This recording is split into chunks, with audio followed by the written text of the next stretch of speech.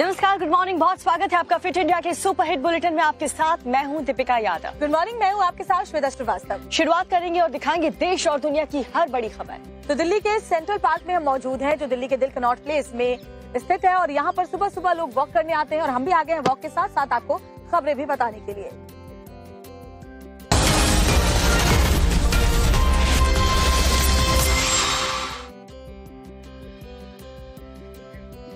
और सबसे पहले आपको दिखाते हैं बद्रीनाथ धाम, जिसके कपाट खोल दिए गए हैं श्रद्धालुओं के दर्शन के लिए, क्योंकि 4 धाम यात्रा की शुरुआत अक्षय तृतीया से हो चुकी है। और बद्रीनाथ धाम में भी श्रद्धालुओं की भारी भीड़ दर्शन के लिए देखी जा रही है। जहाँ दर्शन करने के लिए भारी संख्या में जो श्रद्धालु हैं वो पहुंचे हैं, उसकी तस्वीर आपको दिखाएंगे। केदारनाथ धाम, यमुनोत्री धाम, गंगोत्री धाम और बद्री विशाल की तस्वीरें आप देख रहे हैं। इस वक्त 3 धामों के कपाट पहले ही खुल गए थे और आज बद्री विशाल धाम के कपाट भी खुल चुके हैं। श्रद्धालुओं का जोश और भक्ति भाव देखते ही बन रहा है।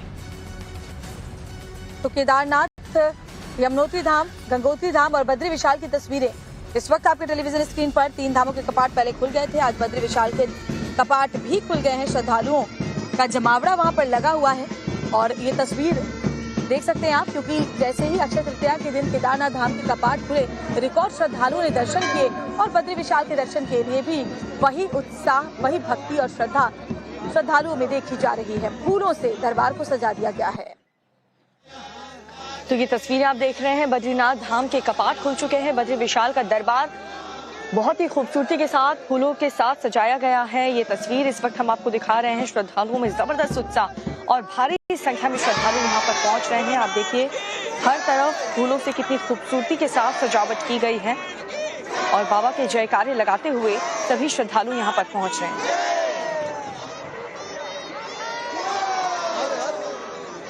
देख सकते हैं कितनी बड़ी संख्या में श्रद्धालु यहाँ पर पहुंचे। और ये सीधी तस्वीरें इस वक्त हम आपको दिखा रहे हैं। ये सीधी तस्वीरें बद्रीनाथ धाम से, जहाँ देखिए लोग अपनी बारी का इंतजार कर रहे हैं कि बद्री विशाल के दर्शन उनको मिल पाए। लंबी लंबी कतार बद्री विशाल के दर्शन के लिए लोगों की लगी हुई है। इससे पहले केदारनाथ धाम में भी यही तस्वीर दिखाई पड़ी थी और आज से बद्रीनाथ के दर्शन भी शुरू हो चुके हैं।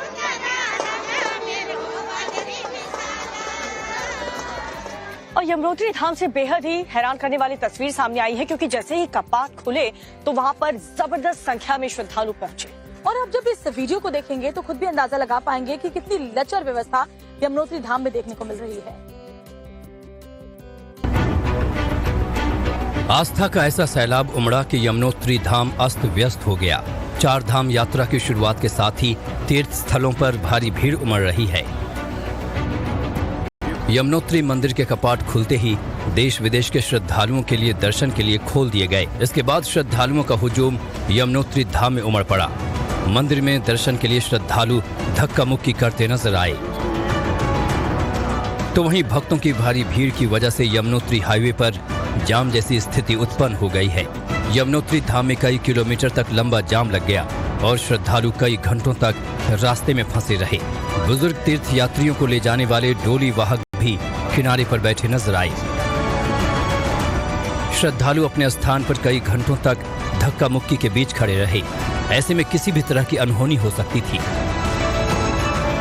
वहीं यमुनोत्री धाम की यात्रा के दूसरे दिन एक महिला तीर्थ यात्री की हार्ट अटैक से मौत हो गई, जिसके बाद यमुनोत्री धाम में सरकारी व्यवस्था पर श्रद्धालु सवाल उठा रहे हैं। यमुनोत्री के सड़क मार्ग और पैदल मार्ग पर जगह जगह लगे जाम ने 4 धाम यात्रा व्यवस्थाओं की पहले दिन ही पोल खोल दी। जानकी चट्टी यमुनोत्री पैदल मार्ग, राना चट्टी, हनुमान चट्टी, फूल चट्टी और कृष्णा चट्टी तक 4 किलोमीटर लंबा जाम लग गया। देश में लोकसभा चुनाव चौथे चरण में पहुंच चुका है, लेकिन अभी भी मुद्दों की तलाश जारी है। फिर चाहे वो भारतीय जनता पार्टी हो या विपक्ष, अपने अपने मुद्दे गढ़ने में अभी भी लगे हुए हैं। प्रधानमंत्री नरेंद्र मोदी तो इस चुनाव को आने वाली पीढ़ी के भविष्य के लिए, बेहतरी के लिए वोटिंग करार दे रही हैं और वहीं विपक्ष की ओर से पीएम मोदी के बयान पर हमला किया जा रहा है। ऐसे में सवाल ये उठता है कि कौन सी पार्टी किस चीज को बड़ा मुद्दा बना रही है। इस रिपोर्ट में देखिए।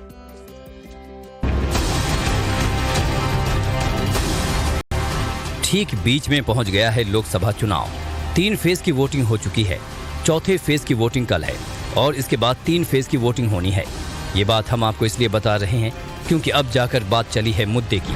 सवाल है कि आखिर 2024 के चुनाव का असली मुद्दा है क्या? पहले पीएम मोदी की बात। ये चुनाव देश बनाने का चुनाव है। ये चुनाव चोर लुटेरों से देश को बचाने का चुनाव है।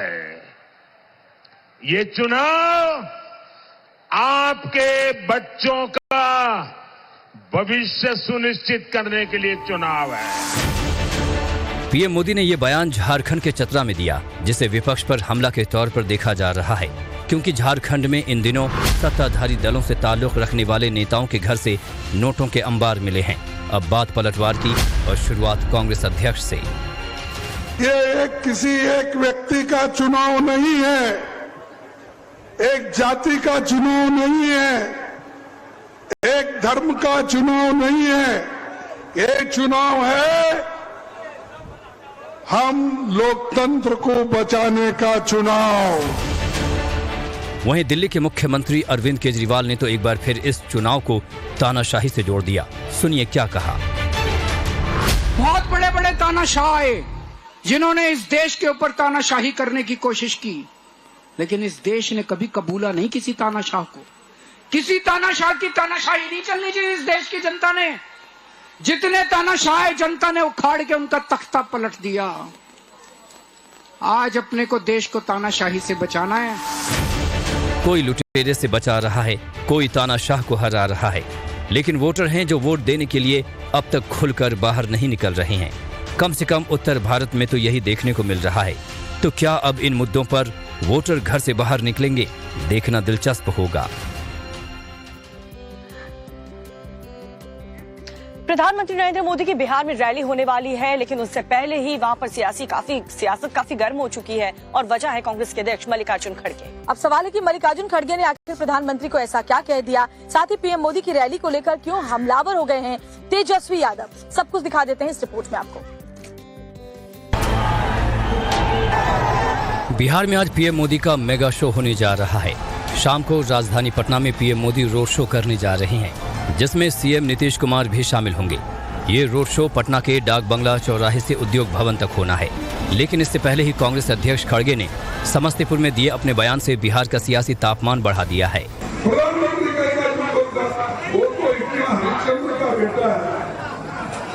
वाह वाह।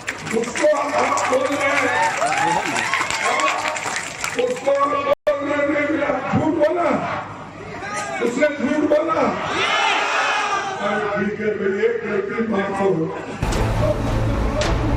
एक तरफ मल्लिकार्जुन खड़गे प्रधानमंत्री पर तंज कस रहे हैं, उन्हें झूठों का सरदार बता रहे हैं, तो वहीं दूसरी ओर तेजस्वी यादव उन्हें डरा हुआ करार दे रहे हैं। तो अपना आए हैं, घूम रहे हैं, लेकिन आप समझो एक दिन में 3-3 रैली, रोड शो क्यों करना पड़ रहा है? यहाँ बीजेपी में या एनडीए में सब नालायक लोग हैं।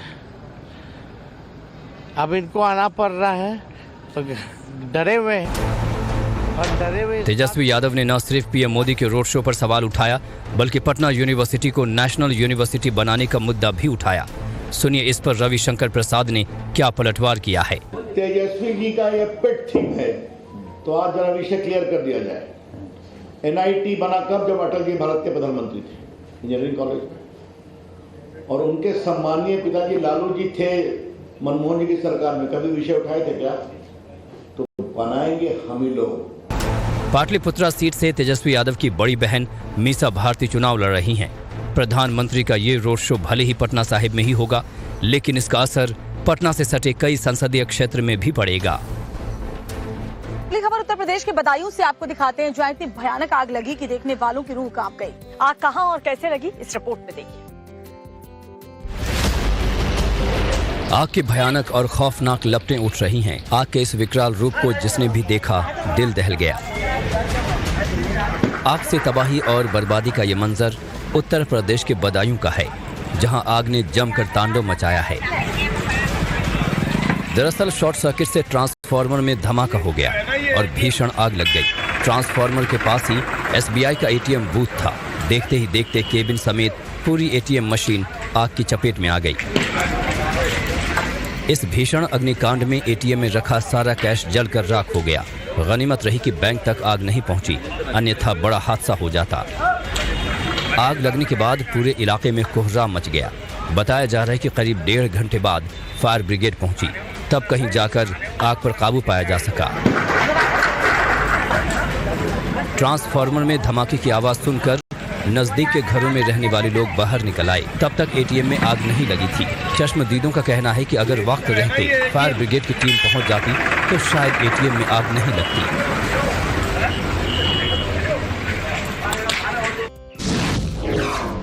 अगली खबर गुरुग्राम से आपको बताने जा रहे हैं, जहां पर एक कार में अचानक से, जो कि पेट्रोल पंप के पास खड़ी थी, उसमें आग लग गई और चंद मिनटों के अंदर ही कार थी वो आग के गोले में तब्दील हो गई। उसके बाद इलाके में जाहिर तौर पर अफरा तफरी मच गई।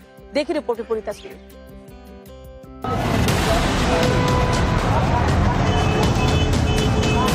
भयानक, खौफनाक और डरावना मंजर।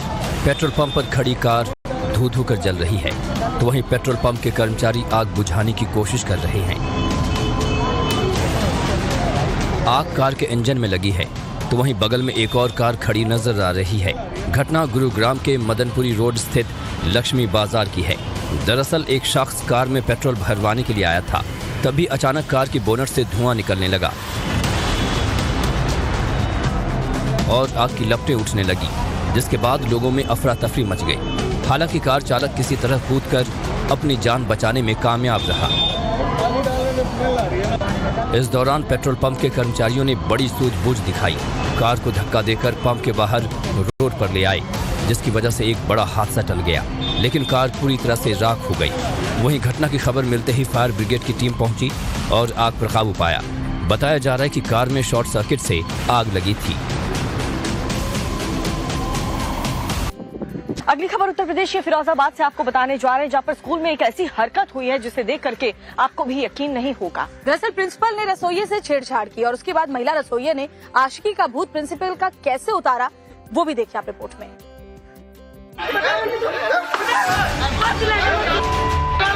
आशिक मिजाज गुरुजी की महिला चप्पलों से पिटाई कर रही है। मौके पर मौजूद दूसरे लोग भी हाथ साफ कर रहे हैं।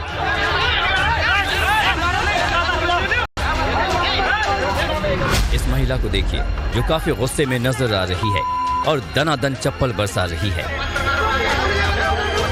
ये सनसनीखेज मामला फिरोजाबाद के रामगढ़ थाना क्षेत्र के एक प्राथमिक विद्यालय का है। वीडियो में दिख रहे शख्स स्कूल का प्रिंसिपल है, जो कि हाथ जोड़कर महिला से माफी मांग रहे हैं। इसके बावजूद महिला उन पर चप्पल बरसा रही है।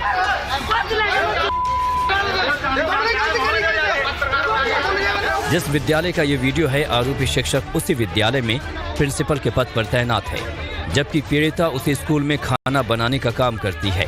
महिला का आरोप है कि बीते कई दिनों से हेडमास्टर छेड़छाड़ कर रहे थे। प्रिंसिपल के शर्मनाक करतूत से महिला तंग आ गई थी। महिला ने ये बात अपने परिवार को बताई, जिसके बाद परिजन और ग्रामीण स्कूल पहुंच गए। फिर क्या हुआ, तस्वीरें आपके सामने है। हेडमास्टर को सबक सिखाने के लिए सरेआम महिला ने चप्पलों से पिटाई कर दी। घटना की खबर मिलते ही पुलिस की टीम पहुंची और महिला की शिकायत के बाद आरोपी प्रिंसिपल के खिलाफ केस दर्ज किया। ग्रामीणों ने कहा कि इस हेडमास्टर ने 6 महीने पहले भी छेड़छाड़ की थी। तब ग्रामीणों के सामने हेडमास्टर ने अपनी गलती मान ली थी और महिला से माफी मांगी थी।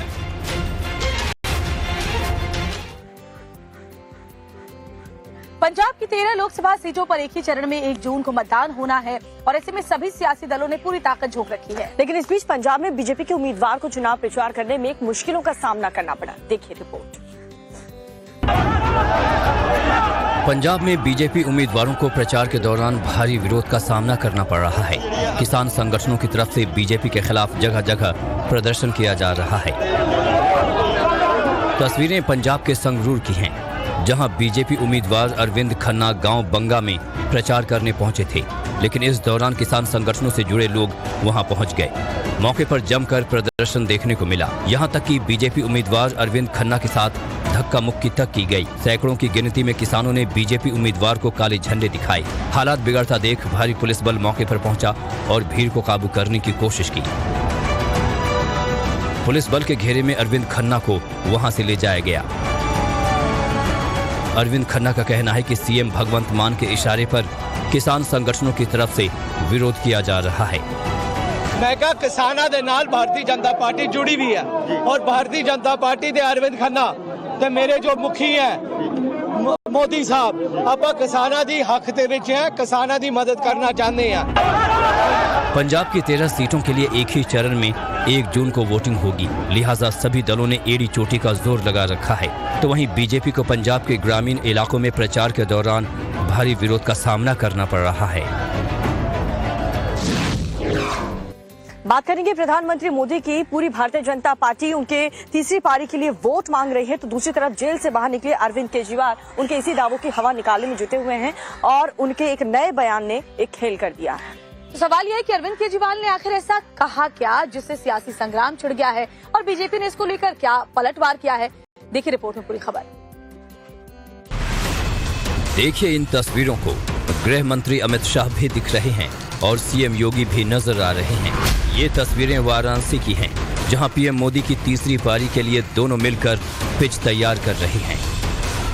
तारीख को प्रधानमंत्री नरेंद्र मोदी का रोड शो है और बीजेपी ये चाहती है कि इस रोड शो को मेगा इवेंट के तौर पे प्रोजेक्ट किया जाए, लिहाजा बीजेपी नहीं चाहती कि किसी तरीके की कोई कमी रह जाए। लेकिन केजरीवाल तो कुछ और ही मुद्दा उठा रहे हैं। आखिर किसके लिए वोट मांग रही है बीजेपी, किसके लिए वोट मांग रहे हैं प्रधानमंत्री मोदी? तीसरी बार मोदी के पीएम बनने पर किसको खतरा?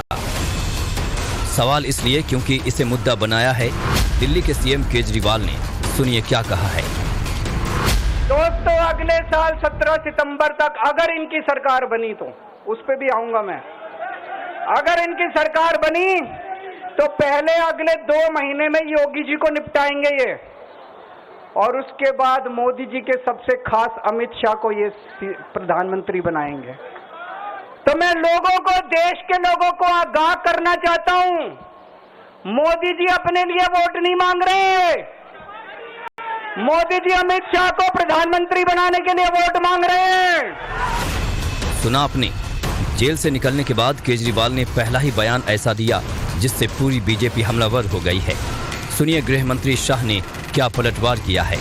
सिर्फ और सिर्फ चुनाव प्रचार करने के लिए 1 तारीख तक का बेल दिया गया है और 2 तारीख को उनको फिर से एजेंसियों के सामने सरेंडर करना है। सिर्फ अमित शाह ही नहीं, असम के सीएम हेमंता ने भी मुख्यमंत्री केजरीवाल पर हमला बोला। लोग जिसका थोड़ा भी प्रेस्टीज है वो ऐसा बेल लेके नहीं निकालेगा। केजरीवाल का कोई शर्म बोल के कुछ बसा नहीं है, इसीलिए वो ऐसे बाहर निकाला। तो वहीं बीजेपी प्रवक्ता तो केजरीवाल के बयान के जरिए उन्हीं को ही घेरते नजर आए। मंत्री के बारे में बातें करने वाले खुद मुख्यमंत्री के रूप में जेल में थे और ये ना बता पाए कि उनका सक्सेसर कौन हो। दरअसल 25 मई को दिल्ली में मतदान होना है और पिछले 2 लोकसभा चुनाव से बीजेपी यहां की 7 सीटें जीत रही है। ऐसे में केजरीवाल के लिए दिल्ली में लोकसभा चुनाव जीतना बेहद अहम है और ये बयानबाजी उसी का तापमान बढ़ाने की कवायद है।